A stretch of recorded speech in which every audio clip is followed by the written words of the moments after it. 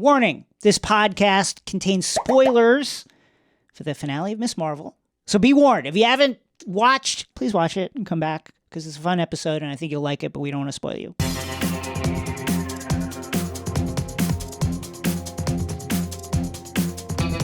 Okay, let's talk about everything. First of all, let's just say we were right.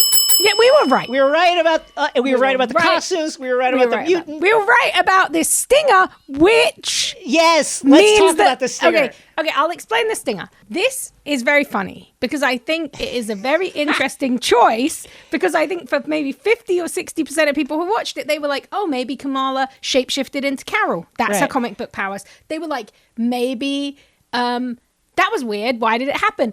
But if you are a comics reader of a certain age, or you have read a lot of old comic books, you were immediately like, oh my God, they just Rick Jones'd her. Who is Rick Jones, you might ask? Rick Jones is like the Marvel's perennial sidekick. He is very much maligned. He began as a Hulk sidekick. He's been a sidekick to Captain America, where he was essentially trolling Captain America by pretending to be Bucky. Let's just say that in the comics, so the origin story of Rick Jones is, the reason that Bruce Banner is the Hulk is because Rick Jones is a fucking moron and wandered into like a gamma bomb experiment site and was just like, hey, and so Bruce Banner had to run out and like tackle him into like a ditch so he wouldn't get irradiated, and that's how Bruce Banner got irradiated and turned into the fucking Hulk. And at some point someone was like, oh yeah, we should like make him like a superhero. He's gonna form this team, the Teen Brigade. You know, he's gonna be our accessible kid hero. And kind of throughout comics, he's been in that role for many characters. He was A-Bomb. He's been a sidekick. And he's always just a really generic dude. That's like the funniest thing. He is just a perennial that guy. Yes. In London, we would call him a sideman, yeah? It's really funny. But the reason he is relevant here is that in the original Captain Marvel comics, Marvel was given the Negabands, which we were right. We did predict that the Negabands the bangles may be a representation of them. Remember, we saw the bangle first come off a blue-skinned arm, which implies they were Kree. Captain Marvel was given the Negabands. When he and Rick Jones wore the Negabands, they could switch places. Yes. Rick Jones essentially became Captain Marvel's Earth alter ego, and when he tapped the Negabands, Captain Marvel would take his place. Now, whenever one of them was not on Earth, the other one was stuck, Negabands, in the negative zone. It is very interesting to then see that here because that is essentially what we just saw happen to Kamala. The big question is, as we have briefly mentioned before, in Marvel, we have not met the negative zone. The negative zone is an important Fantastic Four location. There are a lot of connections that could be made there. What we have met is the quantum realm. Okay. And there is a later version of the bands that are the quantum bands. So which one is it going to be? That's kind of the big question, but that's the Rick Jonesiness of it all, and that is also... which one do you think? Before we go there, let me add another wrinkle to this. Rogue, famous X-Men, whose power is that she touches someone and then she takes their memories, and if she touches a mutant, takes their powers. She steals their powers for a time. And for a time, because she had come into contact with Carol Danvers, Captain Marvel's psyche became embedded in Rogue. Yep. And would occasionally come out at different times, and it would be Carol Danvers be like, where am I? What body man? What was this? Are they not just Rick Jonesing Kamala, but are they roguing Kamala? Are they roguing Kamala and Captain Marvel? I'm trying to work out, like, Saul just put Freaky Friday, so I'm basically saying, like, I'm trying to work out what the purpose of this choice is. It definitely seems like it's setting up the Marvels, right? Carol has to find where this young girl went missing or get back to where she was. So she enlists Monica, and obviously they're going to have to get over that beef that Monica understandably has with her for like constantly just breezing on Earth. But what I think is really interesting is we definitely know one thing. Carol was off Earth and nobody knew where she was. That is a recurring talking point in this season where people are like, where's Captain Marvel? Why does nobody know? We assumed she was just being her usual off in the universe, leaving everyone by themselves self. But obviously she was trapped in this place, and in some way it's connected to the band, or the band called Carol back because of her connection to the Kree. It is unbelievable. Ever since they did introduce Carol into the MCU, I've wanted them to do the Rogue stuff. Yeah. I hope that if it happens, that is another edition of Rogue coming in. Maybe they need Rogue to separate the two of them or something. But seeing as we only have one bangle, I think the Marvels is going to continue our artifact trend, and we're going to have to see Carol seeking out that other bangle to kind of get control of this. Now, what I really want to know, because this could be very fun, I have to say, this, I'm hoping whatever the Marvels is a little bit of a recontextualization of Captain Marvel in the way they did with Thor and with Doctor Strange, because I loved this end with Brie Larson. There was so much more humor in it than Carol's been allowed to have before, and it was very kind of wacky, and her costume was badass. So I'd be very happy to see where this is going to go, and I really want to know if Carol and Kamala will be able to communicate, because Rick Jones and Captain Marvel, they can communicate when one of them is in the negative zone. So it will be really fun to see if that's something they bring in. And also, another thing, this is kind of more serious narrative, but like, I wonder if, because now Carol and Kamala are so connected, I wonder if they'll follow the comic book arc that they took, where Kamala comes to that realization that Carol is not necessarily the hero on a pedestal. Right. That she always you get to know thought somebody, she was. and it's different. Yeah, there's a different... Yeah. Carol in the comics has taken the side that I would prefer her not to take. She's on the wrong side of both civil wars. Like, I love her, but she's a cop. She's a space cop. She's a space cop. She's a space cop. I don't want to see who she votes for. Let's just put it that way with Carol, who, again, I love. Let's talk about... you know what? We've talked so many times about how are they going to bring the X-Men? How are they going to do it? First of all, let's just say that what this shows us, and what WandaVision showed us as well, is that mutants are here. However they do it, they've already laid the groundwork for mutants are already here. Now, what we didn't know, and what we said in the past was super important track to be laid to eventually introduce these mutants, is we need to get to a place where powered people are hated and feared, or else why even have the X-Men? They're just like superheroes, like we're getting there now. The way that Deaver acts, which by the way is hilarious because Department of Damage Control is just like the fucking Keystone Cops in the comics. Exactly. No, so this is the thing I'm really interested in. So I think there's two routes that Deaver could go.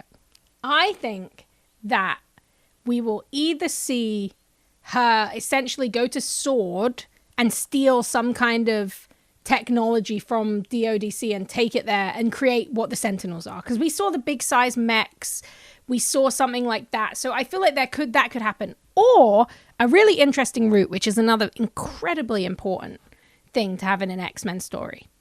I wonder if she doesn't necessarily continue her route as a agent, but she becomes the X-Men the enhanced individual hating politician. That's such a key part of the X-Men lore. Yeah. And I could definitely see her running on a platform. It's very easy to stoke mass violence and mass fear and mass confusion when you have a huge political platform. So I think that could be another route where we go on this escalated version. And then once she is in power, she can take over DODC, or she can create an even more extreme version. What a great platform for Armor Wars for Rhodey to be like, they're using my friend's technology to hunt people down. That's what they're using it for. I have to stop this. It's awesome. That's great. And by the way, so I think the X-Men are around somewhere. I agree.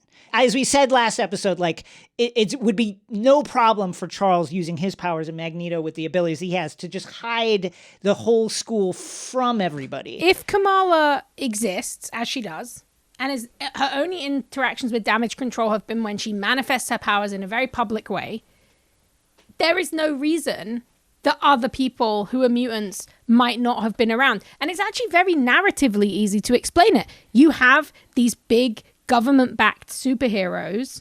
You don't need to go out there. You don't need to put yourself in that risk. Captain America exists. The Avengers exist. That is gone now. There is a new generation of heroes. There is a potential that a more responsible adult in that situation, a Charles or maybe even a Magneto on the other side of things, or a Storm, you know, she's one of the most perennially popular characters and has been the head teacher. I think that we could see a world where they're going to come out of that hiding to help these young people. The cool thing is that we've gotten to a place where it is actually the anti-powered, the anti-enhanced individual kind of like feeling makes a lot of sense, because the previous people who had powers, everybody knew who they were. There were no... They knew their names. Spider-Man is the first character who had a secret identity. Nobody knew who he was. But, crucially, Tony Stark co-signed for this person. So it seemed like, you could see how the general public would go, okay, well, Tony Stark says the Sokovia Accords happened. Yeah, that's fine. Yeah, that's okay. But Deaver nailed it. This is what happens when the wrong people get powers. And that is the dynamic that's going to be at play now that mutants are starting to come to the fore. Now, we mentioned that clearly Damage Control has some kind of technology where they can track powers. They can hone in, in a very, very primitive way on a power signature, Kamran's in this case, and follow that person. They're going to hone that, I think, right? And I already mentioned my crazy theory that Arnim Zola's like algorithm is going to be a part of this process. I think that's actually really smart. I think it makes a lot of sense. You know what the history of real world has told us? Yeah. Any government does not have a problem with using Nazi technology or Nazi-affiliated science. That has been the history of many whoever's got the best tech. Exactly. You don't really care who you are. I do not believe that DODC wouldn't have shield tech because they care about Hydra. 100%. That is going to be there. That's going to be in use. Again, we've been like, how do they do it? How do they do it? I think that there's a world where, as I mentioned last episode, they have this technology where they can track powers. They had that Hydra algorithm that S.H.I.E.L.D. had that allowed them to kind of like crunch numbers and figure out who's going to be a threat. They combine those two things. They turn on the computer one day and they just see like some mansion in upstate New York is just all lit up with power. But they what? And so Deaver or whoever happens to be in control of this program at that point in time just says, you know what? Send in the upgraded drone. And that gives us our entree to the X-Men. Yeah. It's just like a classic, the Sentinels are at the mansion fight between the X-Men and the Sentinels. Yeah. Or, we know how much X-Men, the animated series, is impacting this at this point with the theme, with the show coming out. Maybe they'll have them at the mall, classic style, the classic fight where you find the Jubilee, you find the mall rat kids. I feel like there is a lot of scope. We had been thinking about this a lot because we love the X-Men. Shock. Spoiler alert. Yeah. But I'm so impressed by how casually and easily they made it seem they did absolutely possible. Now, here's my question is, have Charles and Magneto split yet in where we are post Endgame, post Blip, all this stuff, Phase 4? Like, are they still together, or did they split because, as someone on Twitter replied to me, you could very easily see Magneto saying, "Well, look who they accept, who has powers. These normal people, they accept them. But if we were to come out, they would hate us. So we should just." The power people are here and they're taking the spot that we should have as Homo Superior. We should just reveal ourselves. And I could see that being, if not the break, the kind of philosophical argument that starts the break, whether or not they've actually split up yet. So I still think this is the biggest question because we are, so far away from World War II now. But Magneto's origin is absolutely vital. I will be very interested to see because of the stories I enjoy, I would love to see a contemporary Charles and Eric, but we are in the realm of multiverses, alt timelines, etc., time travel. Maybe there is a way that you can still have that. Maybe they're just slightly younger. Maybe they have we've seen Wolverine. He's a character who never really ages. I think there's many different ways. They can make Eric a grandchild That's of Holocaust survivors is wonder. another way they could do it too. But I do think, listen, the Zola theory is all mine. It's crackpot. But at the same time, like you could see if they maintain Eric having that lineage, a Jewish superhero, survivor of the Holocaust, or child of survivors, where he'd like go, look, they're using Nazi tech. all their technology is Nazi anyway. And they're using that to harm people. Their main international security apparatus was like 95% Nazis. Their Captain America was powered up and was supported by active Nazis, worked for active Nazis, didn't know it, but still. Yeah, I think that's we such need to do something about this. Okay, so then I think the funniest thing is, it is like very wild to be talking about this when next week we will both be in San Diego Comic-Con, and we will, by 2 weeks, probably have an idea of where this is all going, because I feel like bringing in the term mutation, playing the X-Men theme, we're probably going to get at least a title reveal or a release date for an X-Men project at San Diego. Maybe casting for the Fantastic Four, that seems a little bit closer. So I'm very interested to see how much more that will lay out, because I think you make a really great point.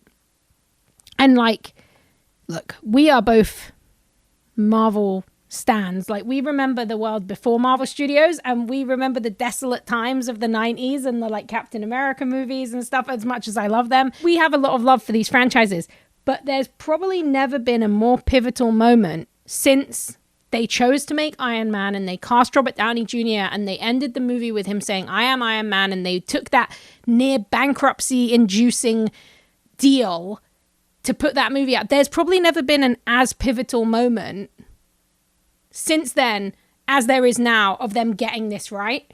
Because if you don't get the X-Men and or the Fantastic Four right, the road of the MCU is going to change. So I feel like I'm so excited. And for me, this is a great way to start with a young... Also, this is very in the weeds, but I do think it's very cute, and I think it's intentional. In the comics, canonically, thanks to Chris Claremont's X-Men run, our fave X-Men run, Jean Grey, a.k.a. Marvel Girl, is Charles Xavier's first student. I love that in the MCU, there is a world where Ms. Marvel is his first student. I think there are parallels here that they're trying to make that would be really lovely and would hark back to the past of the X-Men while also doing something new. I cannot wait. I cannot wait for the X-Men to finally make their appearance. And to your point, it's obviously like a huge step for Marvel to introduce the first family, the Fantastic Four, and of course the X-Men, who've been the flagship heroes for, maybe not the last 10 years, but certainly the previous 35 to 40. So that it's going to be a huge deal. I'm weirdly more worried about the Fantastic Four intro. Of course, though, that's a cursed movie project. Because I think that they've really, like, to your point, the finale of Ms. Marvel was like an X-Men story, and how hard they went into the outsiderness, the creating your own community, the like just embracing who you are, despite the fact that like society is going to shun you.